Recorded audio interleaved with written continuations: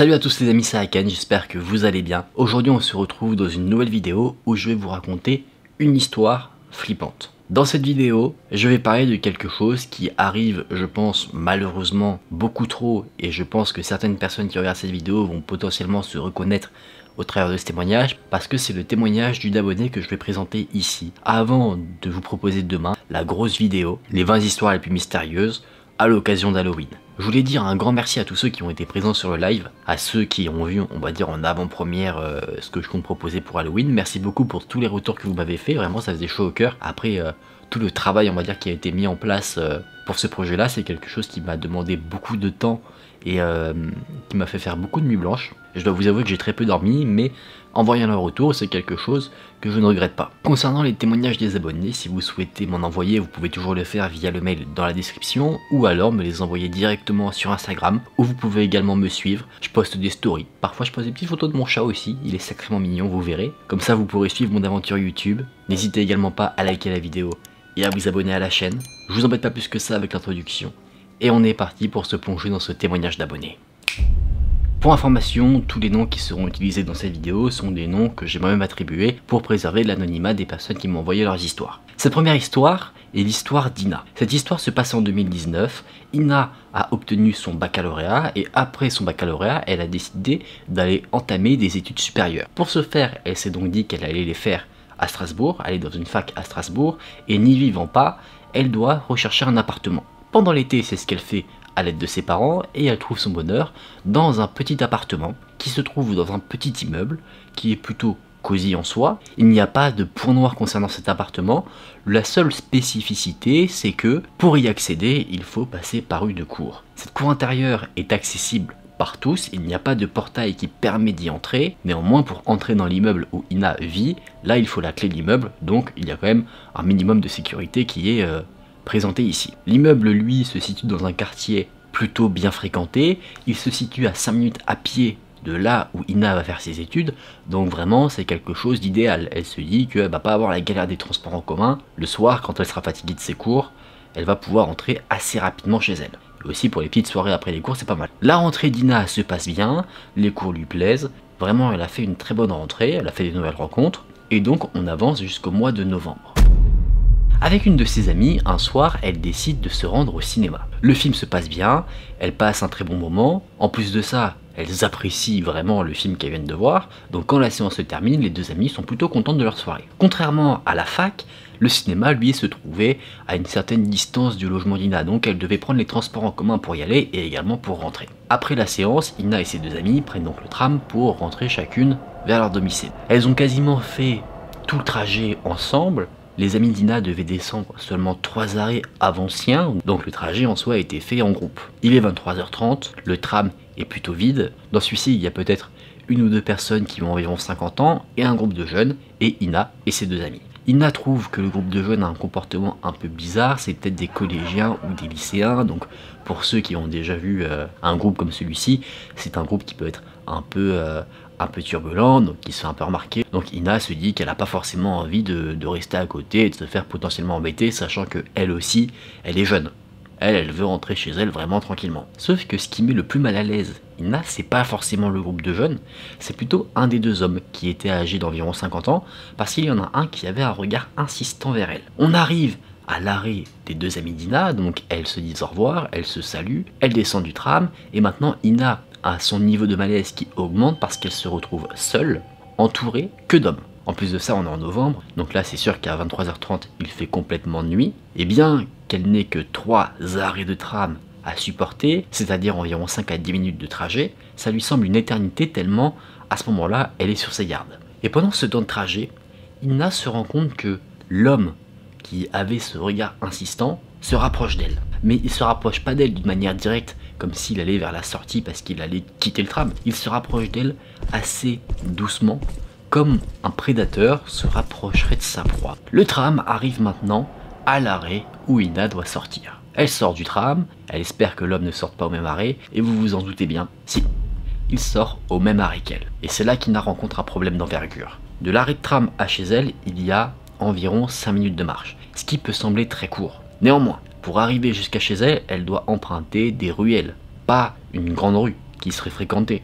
Donc elle va se retrouver de nuit, dans des ruelles, où il n'y a clairement personne qui passe, surtout à l'heure à laquelle où elle est dehors, avec un homme qui la suit et qui la met mal à l'aise. Donc autant vous dire que si l'homme est armé de mauvaises intentions, en 5 minutes de trajet, il a largement le temps de s'en prendre à Ina. Et c'est ce que Ina se dit, sachant qu'en plus de ça, il n'a pas la sécurité d'avoir du monde autour d'elle qui pourra intervenir. Ina prend donc la route pour rentrer chez elle, et elle se rend compte que l'homme prend exactement le même chemin qu'elle. Pour elle, il n'y a pas de doute. Depuis qu'elle vit dans cet appartement, personne n'a jamais pris le même chemin qu'elle, et là, comme par hasard, quand elle rencontre un homme au regard insistant qui la met mal à l'aise, ça arrive. Elle fait quelques tests pour s'assurer que l'homme la suit, et ces tests, malheureusement, semblent valider ce qu'elle pense. Quand elle accélère, il accélère.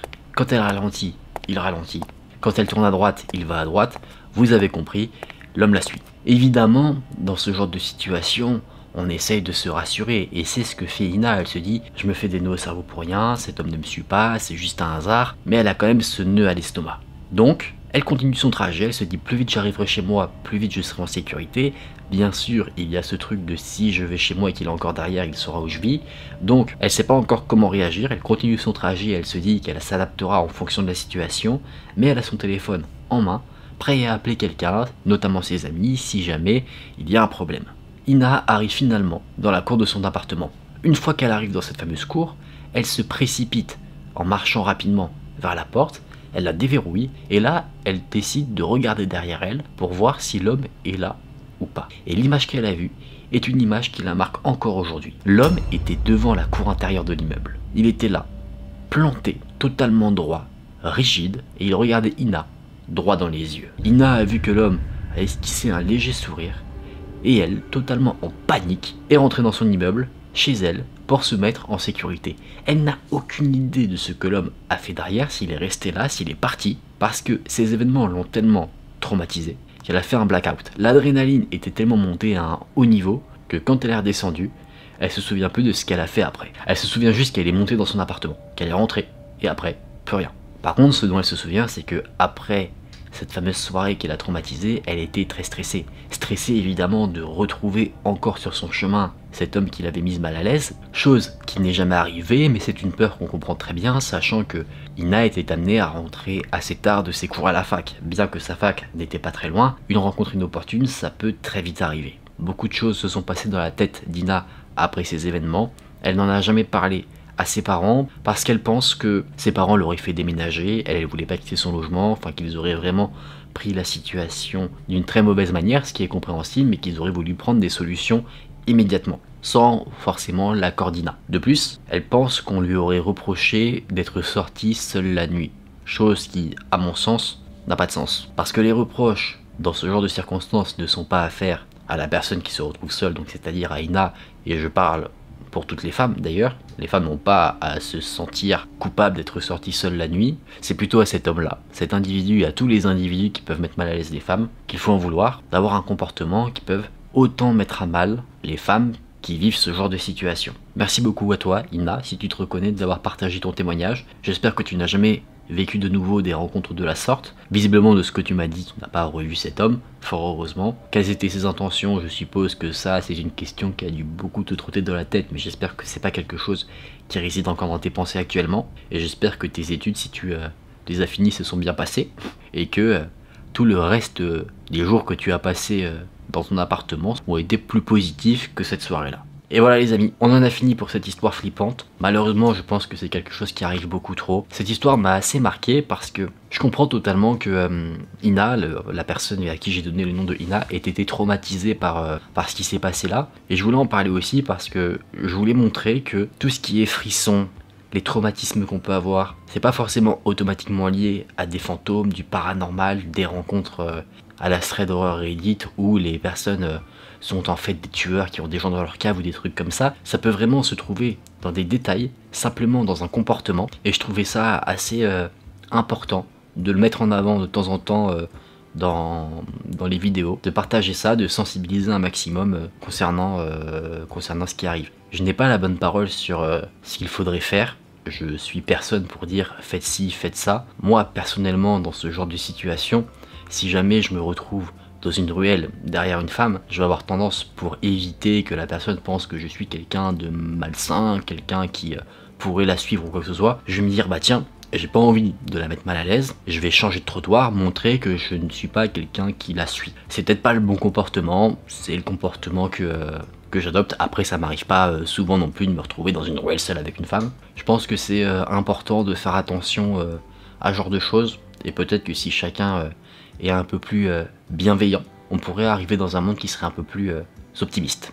En tout cas, j'espère que j'ai retranscrit au mieux ce témoignage. Si jamais vous avez vécu évidemment des situations de ce type-là, ou des situations que ce soit paranormales, des situations où vous avez eu des rencontres effrayantes, peu importe le type, il n'y a pas une base pour dire que ça m'a fait peur. N'importe quoi peut faire peur à quelqu'un, donc si vous avez vécu quelque chose qui vous a effrayé, n'hésitez pas à me le partager, moi je me ferai un plaisir de lire ce que vous m'envoyez. J'essaye de répondre à un maximum de personnes, c'est pas toujours très facile avec le rythme des vidéos, je fais de mon mieux, en tout cas ne vous inquiétez pas, je vous lis tous. Donc n'hésitez pas, mon Instagram est ici, le mail pour m'envoyer vos histoires si vous préférez est dans la description. Si la vidéo vous a plu, n'hésitez pas à la liker et à vous abonner à la chaîne. Moi je vous dis à demain pour les 20 histoires les plus mystérieuses, j'espère que ça vous plaira. C'est une grosse vidéo, une vidéo qui sera longue, on est autour des 1h30 de vidéo, mais franchement ça en vaut la chandelle. Prenez soin de vous les amis, c'était Aken, je vous fais des bisous, salut.